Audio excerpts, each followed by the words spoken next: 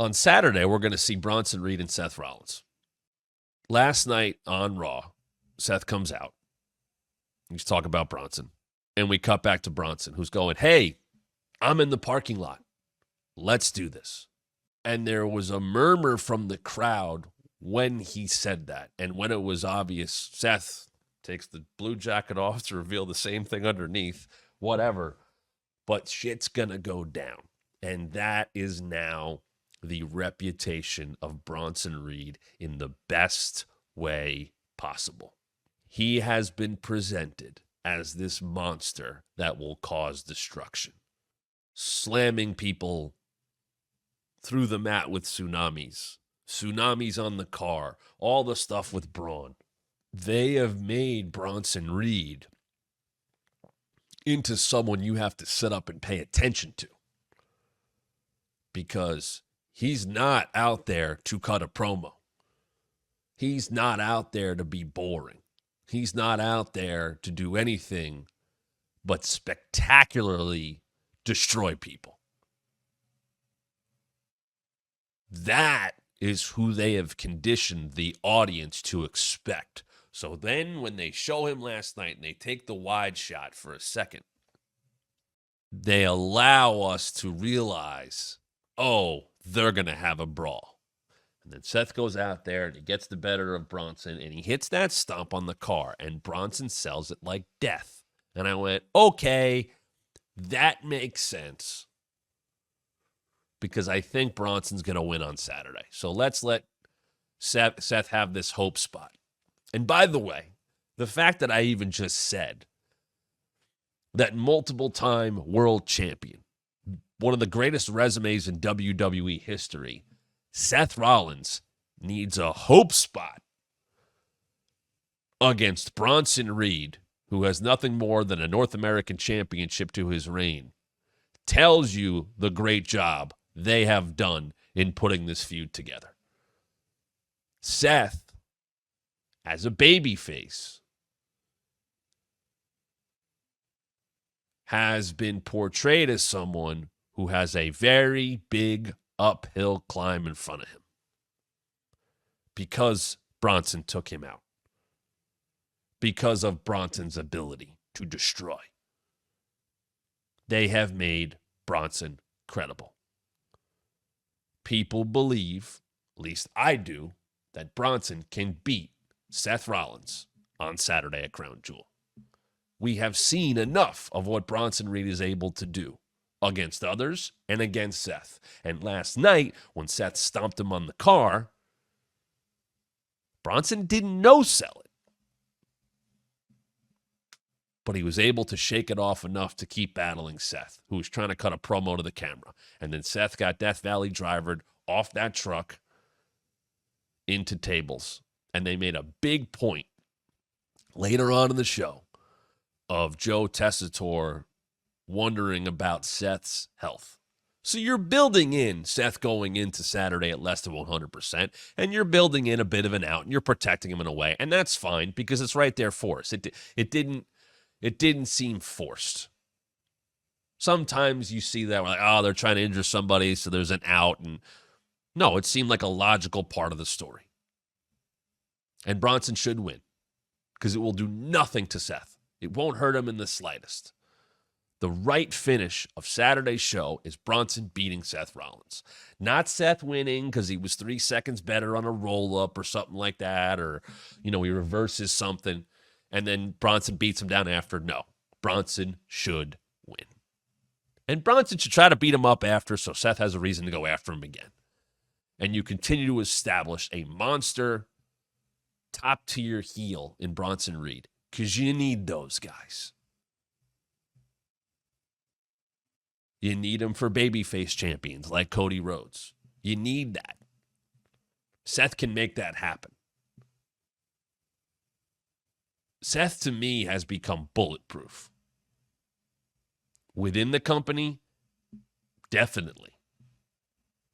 Think about what Seth did this year. He gets put into this match with Jinder Mahal at the beginning of the year. that ends up getting all this extra buzz because of the tweets with Hook and Tony Khan and USA Network and all that stuff, and Jinder himself. And Seth gets hurt in a match that in the grand scheme of things doesn't mean a goddamn thing. And it derails plans to do him and Punk. And then Punk gets hurt. And Seth's out of the mix. But Seth is able to get back, get healthy enough to put Drew McIntyre over. Not before he finds his way into the Cody Roman Rock feud and ends up tagging with Cody on the first night of WrestleMania and losing.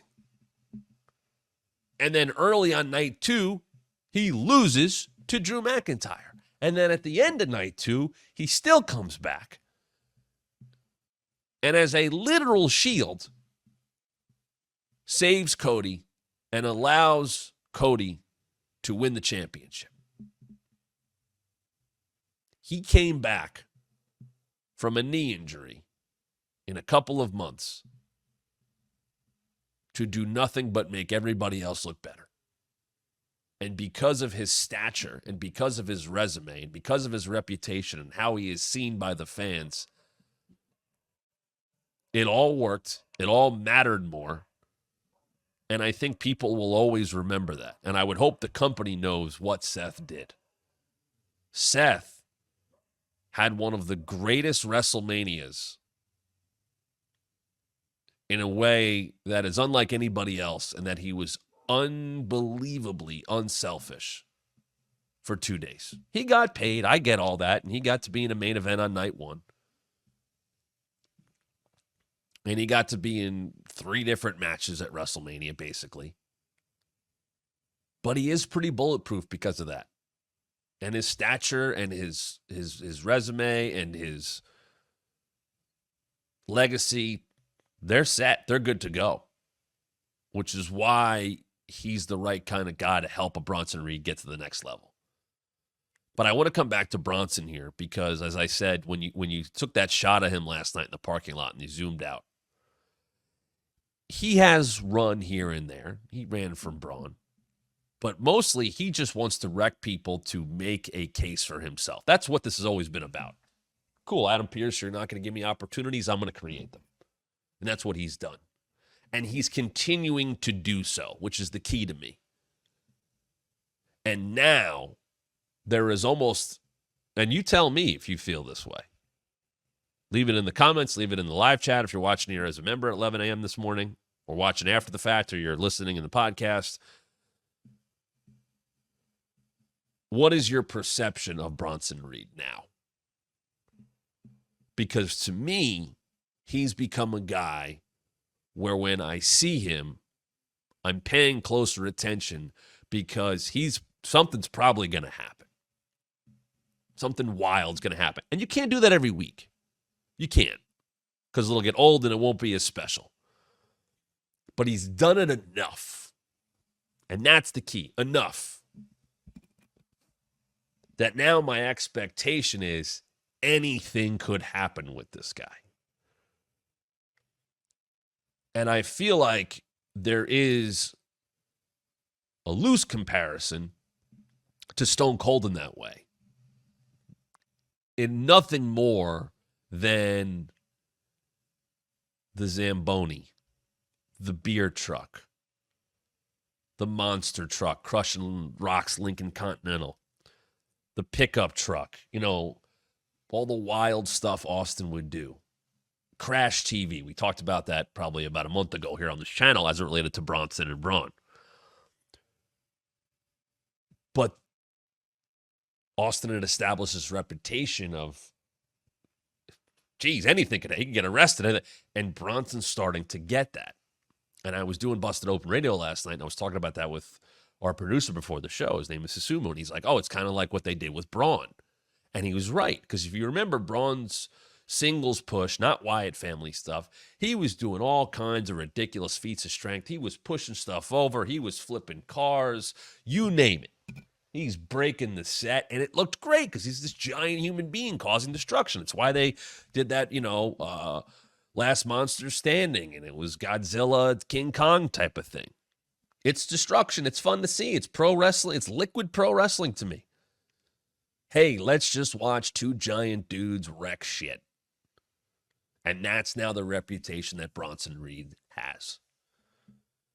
And it's made him interesting. And it's made him someone who I look forward to seeing. And I'll tell you right now, in Bronson Reed's first run with the company,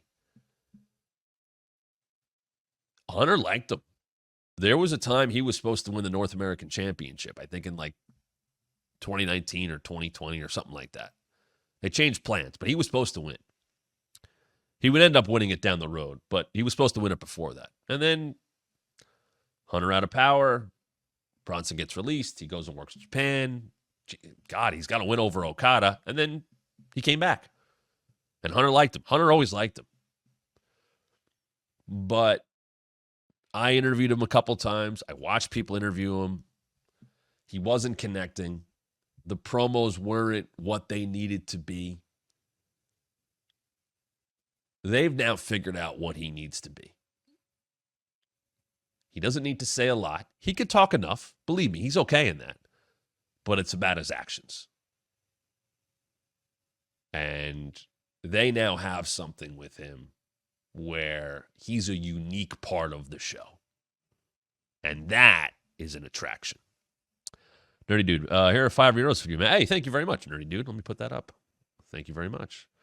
How about I put it up there, Dom? Sure, producer Dom. I gotcha. Good stuff there. Thank you very much. Nerdy Dude, let's read a couple of these comments. Imagine Bronson beats Seth and CM Punk comes back from his break and goes after Bronson, potentially before the Punk and Seth. Maybe. Yeah, Punk is an interesting name because he really hasn't done all that much. He's been back for 11 months now. He has talked. He's had a couple of those early promos where he talked about everybody, but then he was in the Rumble.